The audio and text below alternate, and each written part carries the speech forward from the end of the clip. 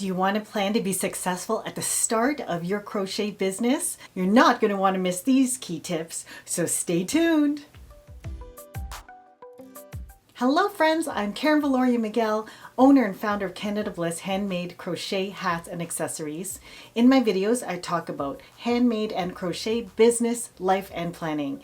Today I'm talking about the planning steps that you want to take when starting to establish your crochet business. And you'll want to stay to the end because I'll be sharing the most optimal advice on how to determine what task is the most important and what to do first.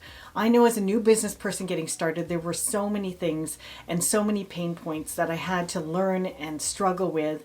But today I'm going to share how you can plot these things down and make the best business plan for yourself right from the get-go. So let's get right into it. So first of all, don't get overwhelmed or stressed with brainstorming your plan to start a crochet business or a handmaking business. Really, it's all a matter of doing small steps towards your goal. This starts with putting your plan on a chart paper so it's not stressing you out in your head. Putting your ideas in a place where you can just kind of park it so that you can free your head up for more creative things. The first thing to do is chart it out. You can use a plain piece of paper, or if you're pretty good at it, you can use Excel. And then you'll want to make sure that you create headings in the following key areas. I forgot to mention that I made a PDF download below of this chart for you to download and reference. The first one would be product. Do you have a handmade product or design? Have you decided on what exactly it is that you want to sell? Is your idea sellable and is it a good product? In this column, list the items that you plan to sell or were thinking about selling. Like, were you planning on crocheting booties? Or were you planning on trying to sell heirlooms or christening blankets? Or hats or scarves? So list all of the different things in this area. That way you have it collected, all the different types of products that you enjoy making, that you love to make or you're willing to make and you know how to make. Once you get these ideas down, then at least you can categorize them into groups and identify which ones are the best for you for later. The next thing you want to chart in the next column is funds. Plot out how much money do you have to start your business. If you don't have a lot of money, then chart out how much you're willing to set aside on a regular basis, maybe every pay or every month, where you can put it towards your business. If you don't have money yet, then where are you going to get the money from, or what is your plan for building the capital to start your business? Because every business does need capital. You will need yarn, you will need tools, you will need hand maker supplies, or there are a lot of startup costs that go along with starting your handmade business. So make sure that you've determined a solid way that you're going to be able to have money to start. The next, you should determine your niche. Now, a niche is different than deciding on your product. The product is what you're going to sell. The niche is how it's going to be positioned to that particular group of people and the perspective of your brand that you're going to convey to that group of people. How you determine your product and your niche depends on product testing. Now, as handmakers, it's pretty tough to product test, but basically what you want to look for is observe what other sellers are selling. Observe what is popular. Do you want to be making something that's trendy, or do you want to be making something that's classic? Is your audience going to be young or old? So try and figure out which group of people you want to appeal to with the particular product that you've decided that you want to sell. Get feedback from friends or family. Look at the things that people are liking on your social media. If you've already had a chance to sell a few things, maybe through Facebook or mommy groups, see what items are the most popular of the things that you already sell. Maybe if you have a friend or a group of people that you hang out with that sell similar things, find out from them what they sell as well. This is the best way to kind of determine what your niche is, because for me, I remember what I did was I knew that people liked hats just from giving them as gifts to people. I'd get feedback on them. And then when I was building up my line, I would make a number of them of different styles of hats and see which ones sold the best. I wouldn't continue making a lot of the ones that were not popular, but the ones that were popular, I'd double down on and I would continue to sell those in different colors. So think about the group of people that you want to be targeting, like mommies or photographers, fashionistas, people who are looking for home decor for their home. All of this will come in handy when you start to plan your marketing strategy. If you don't have a clear idea what sells, the only way to get a clear idea is just to continue trying different things and seeing what sells the best. then like I said, doubling down on the ones that have an appeal from people. You also want to get buyer feedback so that you can improve the product along the way. The next column you want to focus on is price. If you're not sure how to price your item, then be sure to check out this video because I have a helpful tool which can give you a different range that you can price at.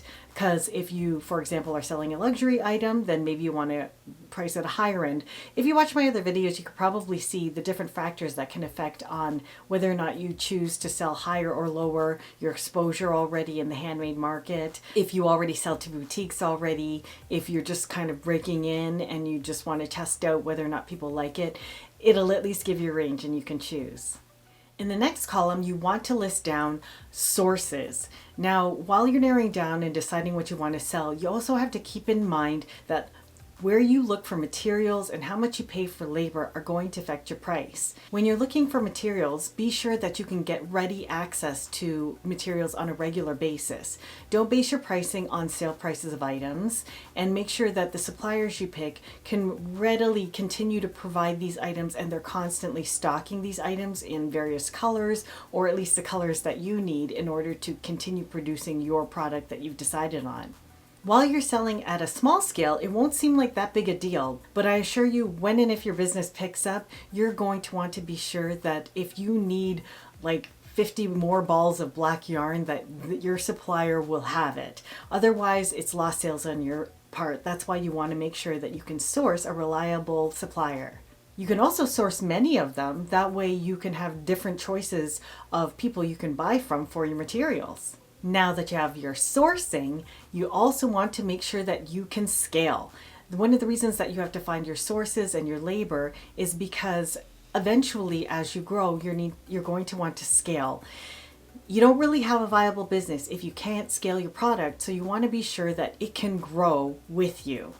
If you reach a maximum capacity where you don't have any more labor or you don't have any more resources like cash coming into the company to fund buying some materials and that sort of thing, then you won't be able to run your business or the business won't be able to continue. So we want to plan for these things ahead of time. This is an especially important point for hand makers because hand makers, everything is handmade, and you do have to find competent artisans and people who can reproduce what you make the way that you want it. As a hand maker, if you find that you're running out of time to produce the number of items that you have on order, then perhaps it's time to either raise your prices or start automating some of the business functions in your business. You may need to delegate, you may need to hire people to do things in your business. Now you're thinking, what kind of things can you delegate or source? You can delegate things like labor.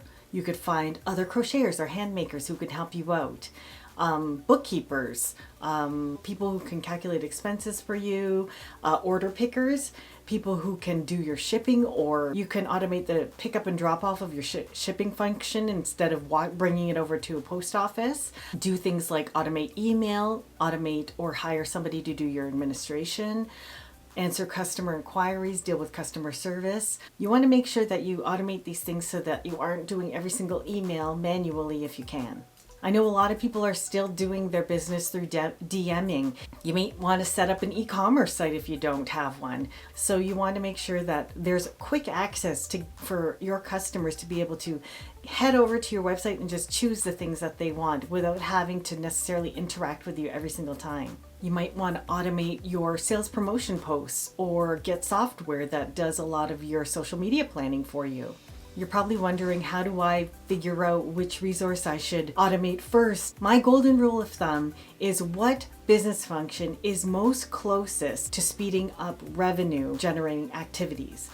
Normally you're going to be looking for handmakers first. Most likely, if you haven't found other handmakers to help you, start looking at this point. Don't spend money in places that will eat up your operational cash very early on. Forget about the newest yarn winder. You can do it by hand until you really start getting past that break-even point in your business. You need to spend your money on the production and your materials. That is the key area. Friends, I would love to know if any of this information was helpful for you.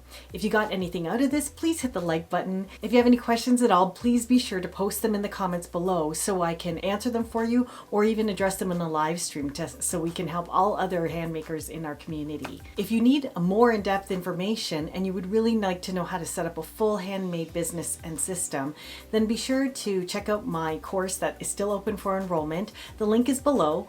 And other than that, I hope that you found this helpful, and I hope you have a healthy, safe, and happy handmaking life. Bye, friends.